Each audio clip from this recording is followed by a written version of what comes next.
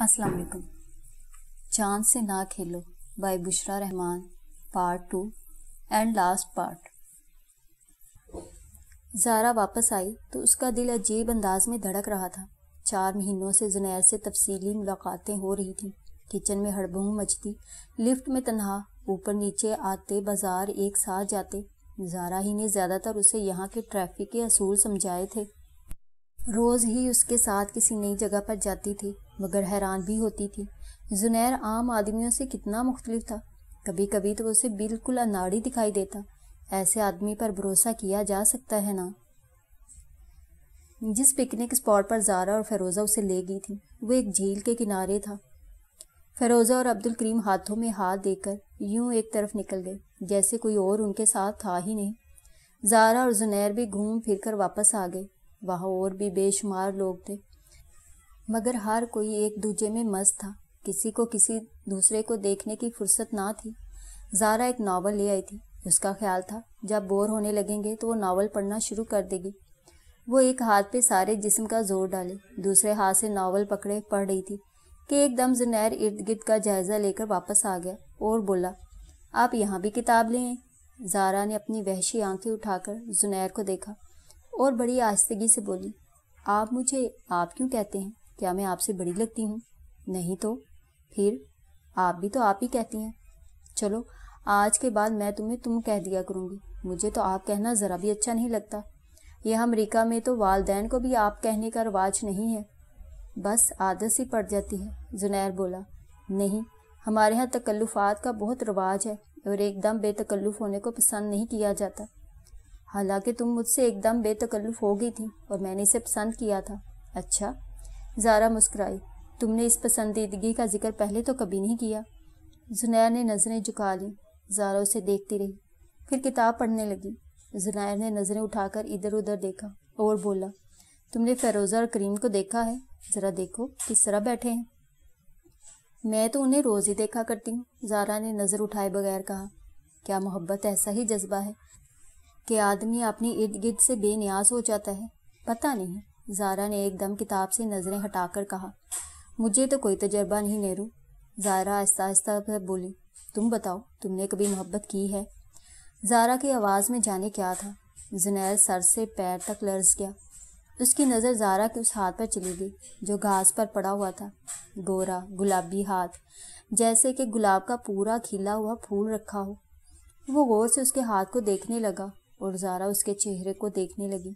काफ़ी लम्हे यूं ही बीत गए। घास पर पड़ा गुलाब अंगारा बन गया तो बेख्तियार जुनैर ने अपना गरम गरम हाथ ज़ारा के हाथ के ऊपर रख दिया, बल्कि उसके हाथ को अपने हाथ में छुपा लिया, ढक लिया। फिर उस नरमो गदाज हाथ को थाम कर इस जोर से दबाया कि ज़ारा को अपने हर सवाल का जवाब मिल गया। किस कदर खूबसूरत अंदाज था इजहार मोहब्बत का। ज़ारा ने अपना हाथ छुड़ाया नहीं। जाने कब तक वो हाथ जुनैर के हाथ में रहा। फिर वो हाथ उसकी आंखों तक गया, उसके होंठों तक गया और हाथ उसके दिल तक पहुंच गया। दोनों ने एक दूसरे को देखा तो दोनों की हंसी निकल गई। जुनैर की आंखें जल रही थीं, सवाल कर रही थीं, सुलग रही थीं। ज़ारा की आंखें शर्मा रही थीं। दोनों जज्बात के पुल सरात पर पहुंच गए थे। ज़ारा जानती थी मोहब्बत में एक कमज़ोर लम्हा ज़रूर आता है जो सबसे ज़्यादा मजबूत बन जाता है। मोहब्बत तो अलवही नगमा है, आफाकी ज़ुबान है। इसके मायने तो आसमानों पर लिखे नज़र आते हैं। चाँद, सितारे, बादल, हवाएं सब मोहब्बत ही के मज़हर हैं। मोहब्बत तो जन्नत का मेवा है। उसे चखने के बाद तन मन की सारी भूख मिट जाती है। मोहब्बत तो इंकसार का आबशार है। एक बार के रिमझिम पानी से गुस्ल कर लें तो तन में अना के सारे कीड़े मर जाते हैं। मोहब्बत तो एक आसमानी आग है। एक खाकी उसे ज़मीन पर ले आया था। तब से बेरहम धरती सुलग रही है। ज़ारा के चेहरे पर वो सारे रंग निखर आए जो मोहब्बत के झोंकों से झांका करते हैं। ये सारे रंग जवानी की हमजोली हैं। कभी कभी ऐसा होता है ना कि दुनिया के मेले में कोई ऐसी शबीह नज़र आ जाती है जिसको देखकर तलाश का चलता पानी रुक जाता है। जहाँ पानी रुकता है वहीं एक गहरी झील बन जाती है, वरना तो तलाश नाकामी की सूरत में मुतफ़न हो जाती है। हाँ तो हो गई बात। फ़िरोज़ा ने रात को सोने से पहले ज़ारा को छेड़ा। زارا صرف مسکرا دی۔ اچھا یہ تو بتا مجھے کہ اس کودن نے بات کیسے شروع کی؟ اس سے کودن کہہ رہی ہے، اور کیا کہوں؟ تیرے سامنے تو اس کے منہ سے بات ہی نہیں نکلتی۔ پھر اس نے محبت کا اظہار کس زبان پہ کیا؟ خاموشی کی زبان میں۔ ہیں؟ خاموشی کی زبان کیا ہوتی ہے اور اس میں اظہار محبت کیسا ہوتا ہے؟ بس ہو گیا۔ زارا نے نرم تکیہ منہ پر رکھ لیا۔ فیروزہ نے آگے بڑھ کر وہ تکیہ اس کے منہ سے ہٹا دیا اور بولی، آج پوچھے بغیر سونے نہیں دوں گی۔ جب کوئی بات نہیں ہوئی تو کیا بتاؤں؟ زارا اٹھ کر بیٹھ گئی۔ قسم سے میں نہیں مانتی۔ نہ مان، اور تجھے تسلی کیسے ہوگی جبکہ محبوب کے ایک بار اظہار محبت سے بالکل تسلی نہیں ہوتی؟ دل چاہتا ہے وہ جب تک بیٹھا رہے بار بار اظہار محبت کرتا رہے، ہر روز ملے تو ہر روز نئے طریقے سے اپنی محبت کا یقین دلائے۔ بھلا عورت کو کبھی ایک بار اظہار محبت سے تسلی ہوئی ہے؟ میں نہیں جانتی۔ زارا چڑ گئی، مگر میں تو پوچھ کر رہوں گی۔ پھر جاؤ اسی سے پوچھ لو۔ سچ مچ اس نے کچھ بھی نہیں کہا، پھر بھی تم نے سب سمجھ لیا۔ زارا ہنسنے لگی۔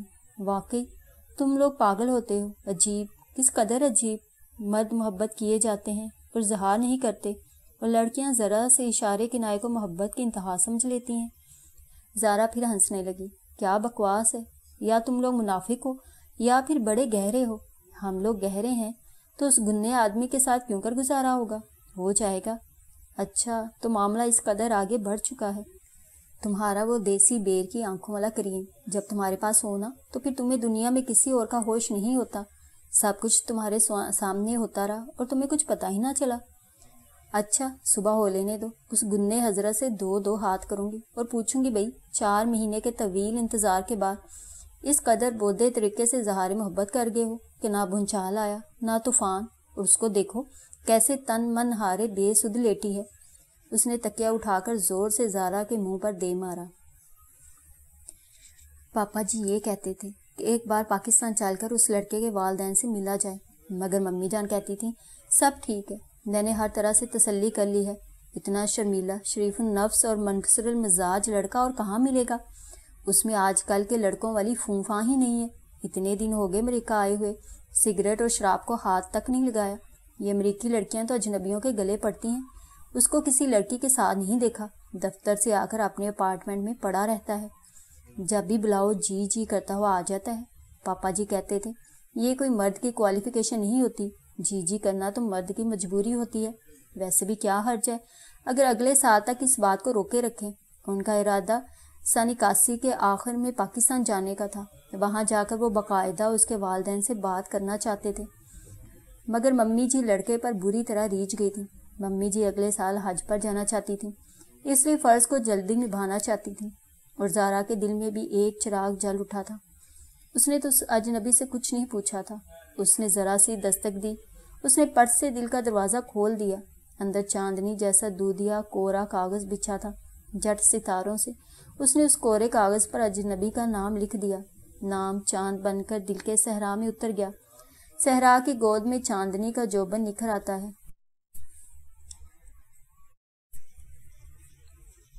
زارا، زنیر نے دھیرے سے اس کی کمر کو چھوا تو وہ پرے ہٹ گئی۔ کیا بات ہے؟ اس نے مڑ کر دیکھا تو زنیر کا چہرہ تپ رہا تھا۔ یہ تپش اس کو اچھی لگتی تھی، اس میں طلب تھی، والہانہ پن تھا، ایک سوز تھا۔ جب وہ کچھ نہیں کہہ سکتا تو اس کا چہرہ گرم توا بن جاتا تھا۔ آؤ میرے کمرے میں کچھ دیر باتیں کریں۔ کمرے میں نہیں آؤں گی۔ کیوں؟ کمرے میں آنے سے مجھے ڈر لگتا ہے۔ مگر اس سے پہلے تم 20 مرتبہ آئی ہو، بلکہ میرا کمرہ صاف کیا ہے تم نے۔ تب کی بات اور تھی، مگر اب کیا ہو گیا ہے؟ تم نہیں جانتے کیا ہوا ہے؟ اس نے تو اس طرح اپنی وحشی آنکھوں کی سلاخیں زنیر کی آنکھوں میں گاڑی کہ زنیر چکرا گیا۔ پھر وہ دوڑ کر اپنے اپارٹمنٹ میں چلی گئی۔ فیروزہ سو چکی تھی اور اس کے اپنے بستر پر نوجوانی کے تر و تازہ ارمان بکھرے پڑے تھے۔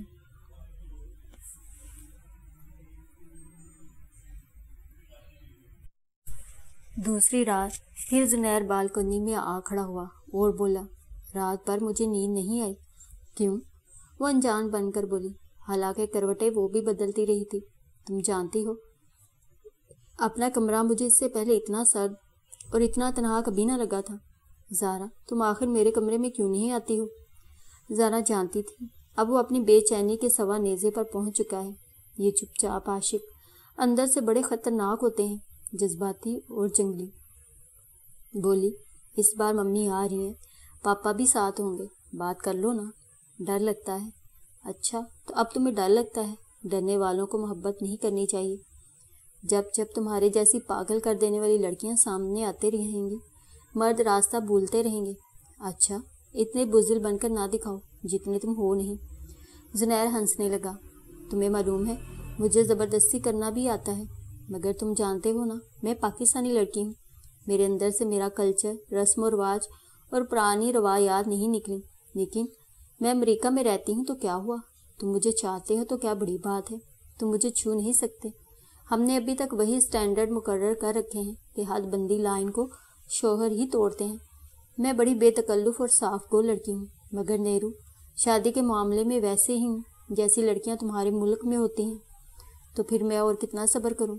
क्रिसमस से पहले मेरा आखिरी सेमेस्टर होगा, उससे पहले तो मैं शादी भी ना होने दूंगी। वैसे तुम मम्मी से बात कर लेना। उफ मेरे खुदाया, यानी 2 महीने और सब्र करना होगा। जी हाँ, ये कहकर ज़ारा अपने अपार्टमेंट में चली गई। नए साल की बर्फ़ कपास के फूलों की तरह फ़िज़ा में धीरे धीरे गिर रही थी। बाहर फ़िज़ा ख्वाब आलूद हो रही थी और अंदर ज़ारा की सहेलियां ढोलक बजा रही थीं। ज़ारा चाहती थी कि उसकी शादी बिल्कुल पाकिस्तानी तरीके से हो। मेहंदी की रस्म की जाए, सारी रात ढोलक बजाई जाए और लोग नाच किए जाएं। शादी के लिए उसने सुर्ख गरारा सूट पाकिस्तान से मंगवाया था, जबकि जुनैर इन बातों के हक़ में नहीं था। वो कहता था, कमाल है, आप लोग अमेरिका में रह के इतने क़दामत पसंद हैं। अब तो पाकिस्तान में लड़कियां सुर्ख कपड़े पहनना पसंद नहीं करती। जी नहीं, ज़ारा की ज़िद थी कि सदियों से हमारे यहाँ दुल्हन का तस्वुर सुर्ख कपड़ों से वाबस्ता है। गुलाब का फूल लगती है। दुल्हन और सुर्ख रंग कैसा सुहागन सा रंग है। देखो ना, यूरोप और अमेरिका में दुल्हनें सफ़ेद लिबास पहनती हैं, मगर क्यों? उसकी एक नफसियाती वजह है। ज़ारा कहती, तुम भी सफ़ेद लिबास पहनो। जुनैर कहता, तुम एक रवायत शिकन लड़की हो, नई राह मुतय्यन करो। कमाल है, ज़ारा कहती। जुनैर, तुम वैसे कितने लिए दे रहते हो? तुम्हारे अपने कल्चर की छाप तुम पर गहरी है, मगर अंदर से कितने बागी हो। फिरोज़ा ठीक ही तो कहती है कि तुम गुन्ने आदमी हो। उस पर जुनैर बेख्तियार हंस दिया। उसको बस शादी की जल्दी थी। वो रस्म और रिवाजों में उलझकर मामला इल्तवा में डालना नहीं चाहता था। उसकी बेताबी ज़ारा को बहुत पसंद थी। वो सोचती, मोहब्बत के बारे में जुनैर ने अभी एक लफ्ज़ भी नहीं कहा। जाने कैसे कैसे तीर अपने तरकश में संभाल के रखे होंगे। बंद झरने का मुंह खोल दो तो पानी कैसी वारफ्तगी और जुनूनी कैफियत में झरझर निकलने लगता है। उसे ऐसा जुनून पसंद था। वो शादी से पहले के जमा खर्च की कायल ना थी। खुद उसने भी तो इजहार ना किया था। दोनों तरफ घटाएं भरी खड़ी थीं। उन्हें बस हवा का इशारा मिलने की देर थी। धुआंधार और छाजों मींह बरसने की उम्मीद थी। ज़ारा ने अपनी जिद मनाई, सुर्ख कपड़े पहने, बल्कि उसके साथ ही फिरोज़ा ने भी सुर्ख पाकिस्तानी गरारा पहना। शादी धूमधाम से हुई। सारे पाकिस्तानी जो आस पास रहते थे शरीक हुए।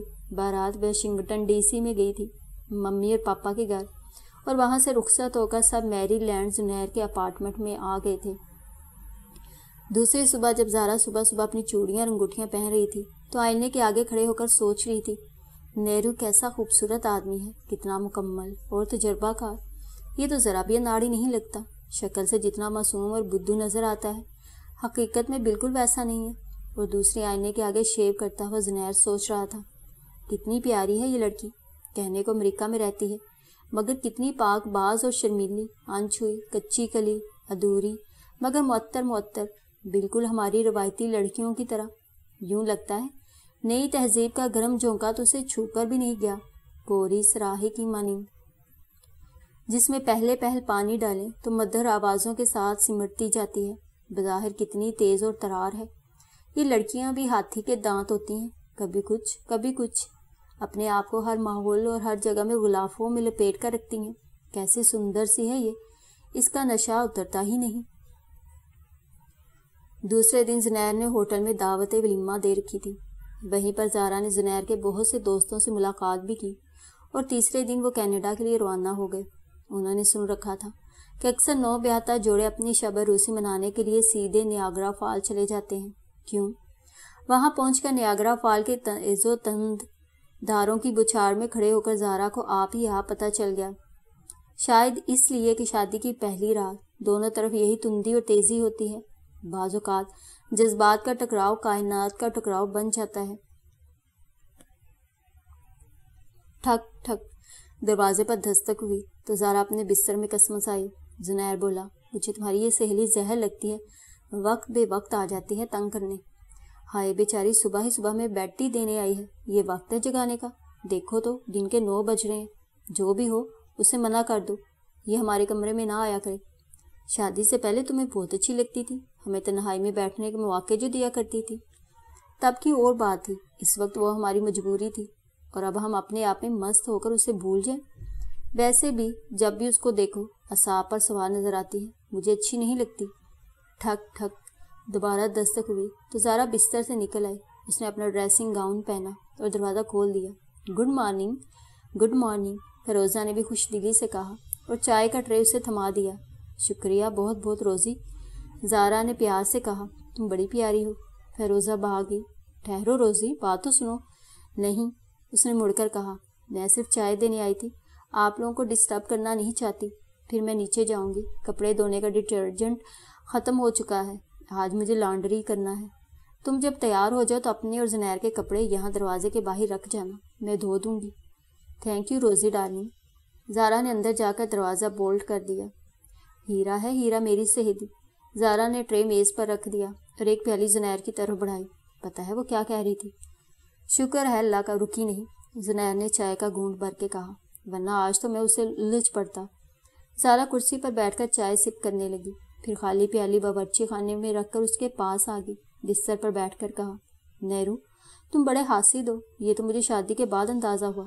ہاں میں حاسد ہوں، ہوا بھی تم سے چھو کر گزرے تو میں تم سے حسد کرنے لگتا ہوں۔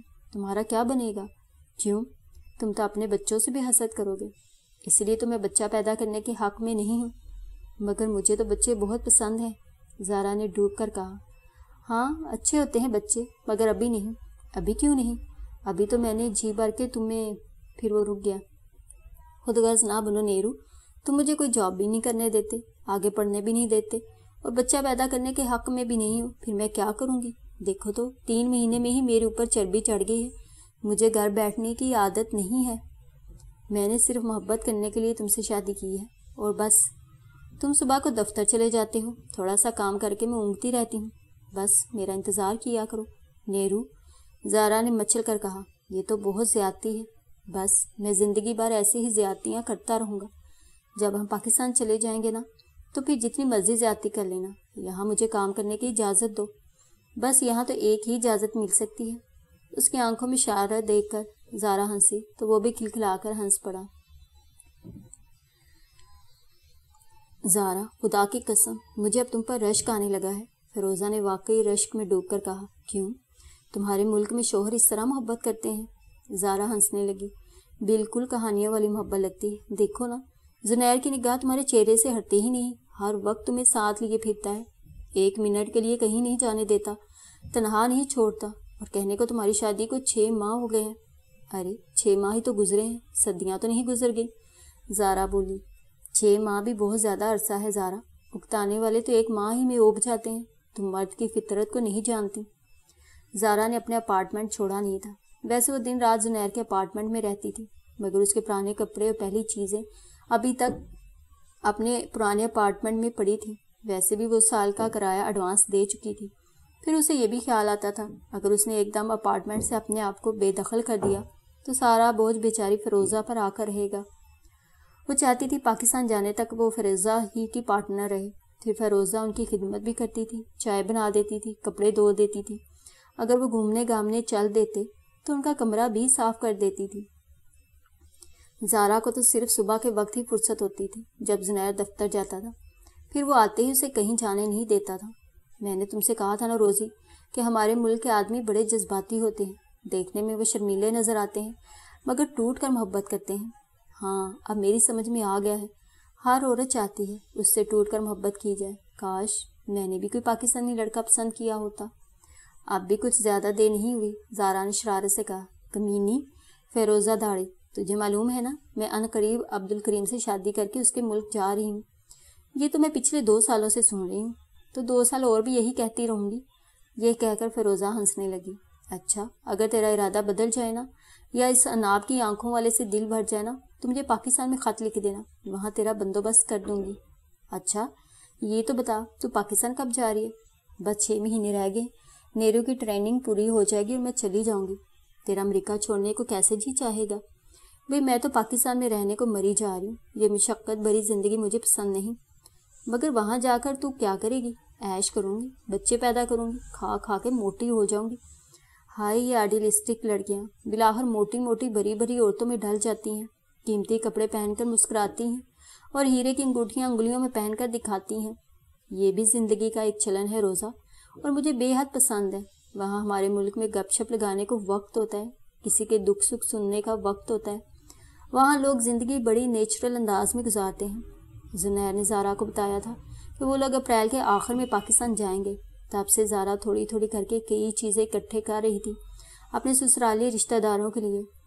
گو زنیر نے اسے تحائف خریدنے سے منع کر دیا تھا، مگر وہ تو رشتوں کی نزاکت کو سمجھتی تھی اور یہ بھی جانتی تھی جب کوئی امریکہ یا یورپ سے جاتا ہے تو سب عزیز و اقارب خواہ کسی تحفے کی آس رکھتے ہیں، نہ لے جاؤ تو 100 باتیں بناتے ہیں۔ ممی جی اور پاپا جی نے اسے ایک چیک دے دیا تھا تاکہ وہ پاکستان جاتے ہی اپنے لیے وہ تمام ضروری لوازمات خرید لے جو شادی شدہ زندگی کا خاصہ ہوتے ہیں، مگر وہ انہی میں سے پیسے نکال نکال کر تحفے جمع کر رہی تھی، اس زنیر سے چھپا کر اپنے اپارٹمنٹ میں رکھ لیا کرتی تھی۔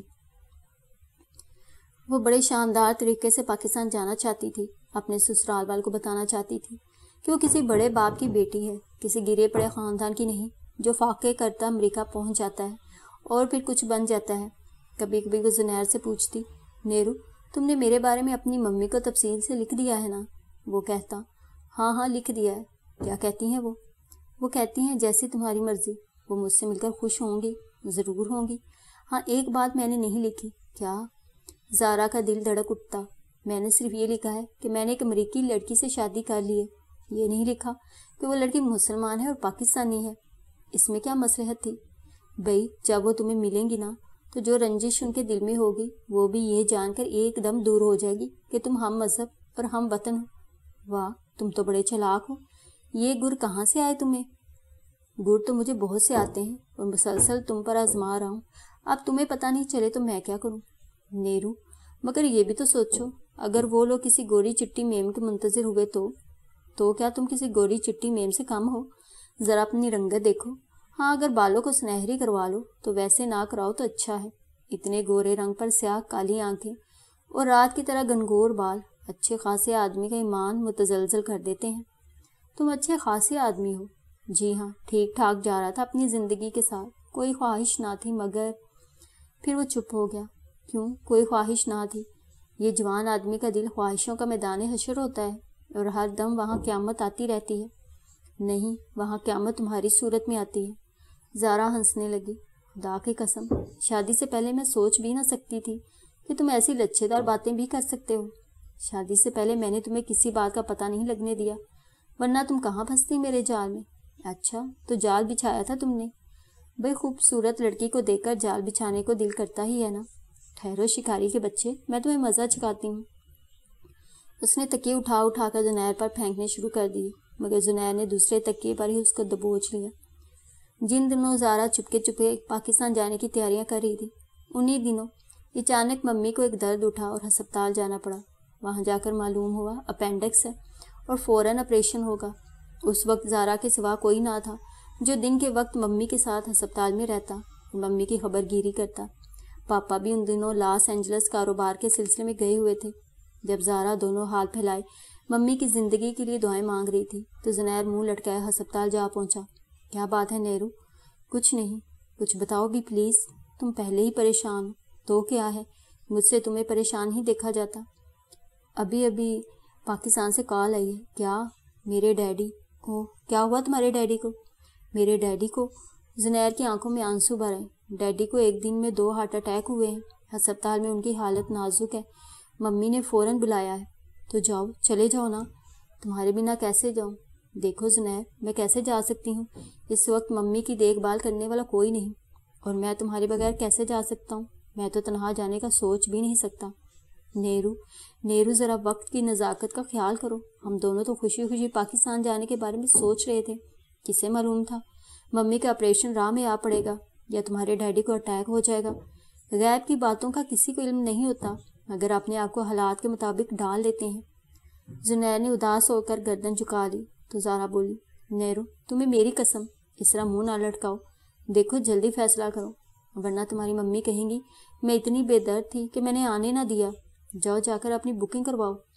مگر ہماری بکنگ تو اگلے مہینے کے لیے ہو چکی ہے۔ ان سے کہو ایمرجنسی ہے، وہ تمہاری تاریخ فوراً بدل دیں گے، میں بعد میں اسی تاریخ پر آ جاؤں گی۔ مگر میرا دل نہیں مانتا۔ نیرو پلیز جاؤ نا، جلدی جاؤ، فون کر کے اپنی سیٹ لو اور کل ہی روانہ ہو جاؤ۔ جو سامان لے جا سکتے ہو لے جاؤ، باقی میں آ کر لے جاؤں گی، فکر نہ کرو۔ مگر ممی کیا کہیں گی؟ میں ان سے ملے بغیر چلا گیا۔ بھئی ممی کو میں سنبھالوں گی، ساری سچویشن بتا دوں گی۔ اچھا زارا، ایک وعدہ کرو کہ جو ہی ممی ٹھیک ہوں گی تم فوراً چلی جاؤ گی۔ بھئی وعدہ کرتی ہوں، اسی تاریخ پر آنے کی کوشش کروں گی جو تم نے میرے ٹکٹ پر درج کرائی ہے۔ اچھا ہاں ہاں جاؤ اور مجھے فون پر اپنا پروگرام بتا دینا۔ زنیر اسے فون پر صرف اتنا بتا سکا کہ اسے کل شام کی سیٹ مل گئی ہے اور وہ ابھی ایئر امریکہ سے نیو یارک جا رہا ہے۔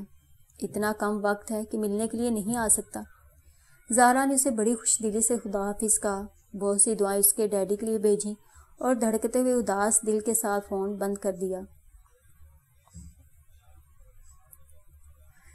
15 دن کے بعد جب زارا اپنے اپارٹمنٹ میں آئی تو اس کا دل بے حد بوجھل تھا۔ دروازہ کھولا تو اداسیوں کے ناگ پھن اٹھائے ڈسنے کو پڑے۔ اسی کمرے میں سہاگ کی شوخ چنچل بے شمار راتیں بسر ہوئی تھیں اور یہیں اس نے محبت کے سارے مرحلے طے کیے تھے۔ اسے زنیر کا والہانہ پن بے اختیار یاد آنے لگا، اس کی باتیں، اس کی چاہت۔ کتنی دیر تو وہ ساکت کھڑی رہی، پھر آگے بڑھ کر وہ پلنگ پر بیٹھ گئی۔ بیٹھے بیٹھے کافی دیر گزر گئی تو اٹھ کر کمرہ صاف کرنا شروع کیا۔ بہرحال کچھ وقت تو یہاں گزارنا ہی تھا اور ایسے میں فیروزہ بھی پاس پڑوس میں نہیں تھی۔ آج کل عبدالکریم کے ساتھ سوئٹزرلینڈ چھٹیاں گزارنے گئی ہوئی تھی۔ زارا نے الماری کھولی تو دنگ رہ گئی۔ وہاں زنیر کا کوئی کپڑا نہیں لٹک رہا تھا۔ یہ الماری زنیر کے کپڑوں سے بھری ہوئی تھی اور جلدی میں ان سب کو لے جانا خاصا مشکل تھا۔ پھر اس نے ادھر ادھر دیکھا تو اسے پتہ چلا زنیر تقریباً اپنا سب سامان لے گیا تھا، بس 2-4 میلے کپڑے اور جوتے رہ گئے تھے، حتیٰ کہ جو تحائف گاہے بگاہے زارا خرید کر اس سوٹ کیس میں چھپاتی رہی تھی وہ سوٹ کیس سمیٹ لے گیا تھا۔ اچھا، زارا نے سوچا، ممکن ہے اس نے سوچا کہ میں اکیلی اتنا لمبا سفر کروں گی، اس لیے وہ سب سامان پہلے لے گیا۔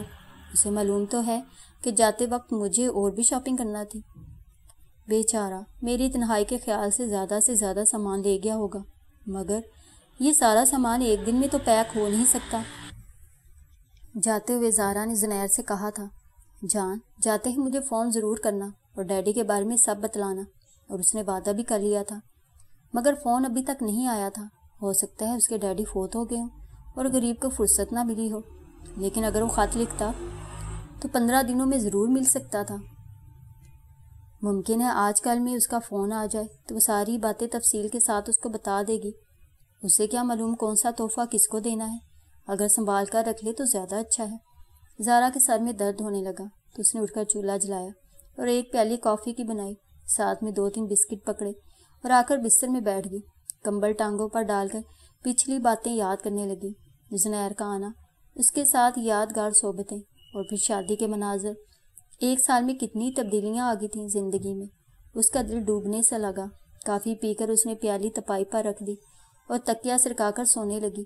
اس کی ہمیشہ سے یہ عادت تھی، جب اس کا دل اداس ہوتا تو وہ سو جایا کرتی تھی۔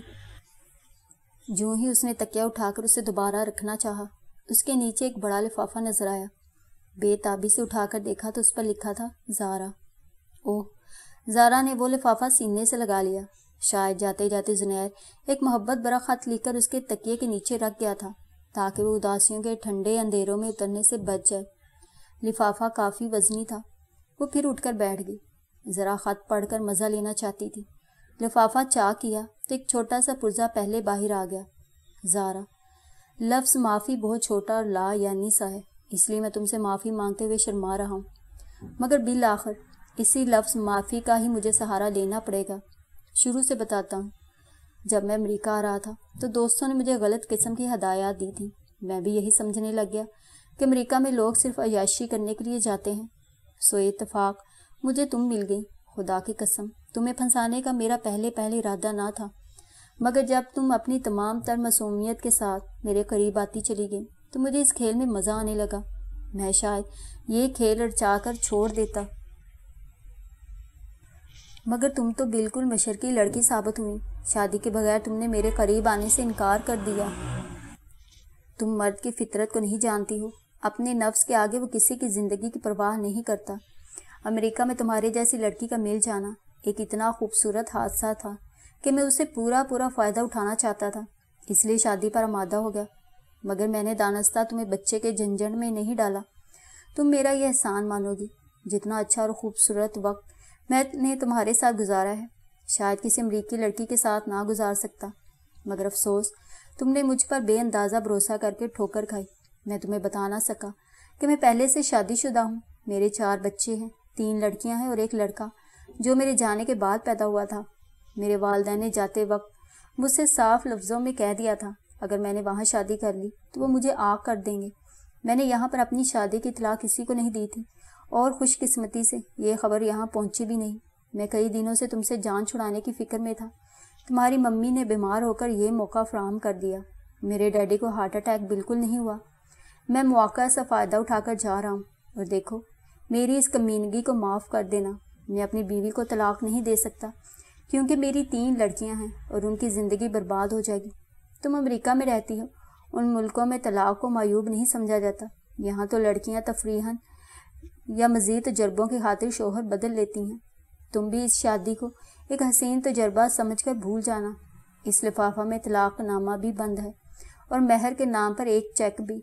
और हाँ, आइंदा किसी परदेसी पर इतनी जल्दी एतमाद ना करना। गुनहगार ज़ुनैर अहमद सदीकी। ज़ारा ने अपना सर घुटनों पर रख लिया और कतार अंदर कतार नीर उसकी आंखों से बहने लगे।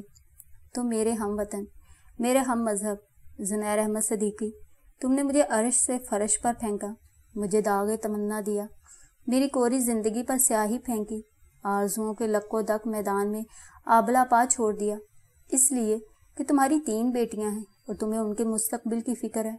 इसलिए तुमने किसी की बेटी की ज़िंदगी बर्बाद कर दी। इसलिए कि फूलों भरी एक रविश पर तुम्हें चंद कदम का साथ चाहिए था। तो ज़ुनैर अहमद सदीकी, इस अमेरिका में ऐसी लड़कियां मिल जाती हैं जो एक रात, 1 हफ्ता, 1 महीना या 1 साल का सौदा कर लेती हैं। यहाँ इस शादी के बगैर रहना एक फ़ैशन बन गया है। यहाँ आदम हव्वा के किसी भी रूप को कोई नहीं पहचानता। मैं तो मांग में सुहागी अफशां जन्म से मरण तक सजाना चाहती थी। सदियों की पागल हूँ मैं, करनों तक दीवानी रहूँगी। सारी तारीख मेरी दीवानगियों से भरी हुई है। कब से मुंतज़िर थी, राह देख रही थी। दिल मेरा कोहे नूर हीरा था, तालों में छुपा के रखा था। जंजीरों के अंदर कीमती चीज़ें चोरी क्यों हो जाती हैं? गुजरे दिनों की थकन जाती क्यों नहीं? गम नापसंदीदा मेहमान बनकर दिल में क्यों ठहर जाता है? पहली भूल फांस क्यों बन जाती है? सारी दुनिया मुझे समझाती है। मैं अपनी बेवकूफ़ियों पर काफ़ी रो चुकी हूँ। मेरी परवरिश अमेरिका में होती है, मुझे हर गाम बेच देना चाहिए था। मगर ये मेरी मिट्टी, मेरी खाक भी मेरे अंदर से निकले ना। जी बहुत उदास है। जी का क्या है? ये तो वो नन्हा बच्चा है जो खिलौना तोड़कर मचलता ही रहता है। दिल के आस पास दर्द भी रहता है। ये दर्द तो चांद का हाला है। हाले के बगैर तुमने कोई चांद देखा है? एक बार तुमने ये चांद खेलने को मांगा था, मैंने तो दे दिया था।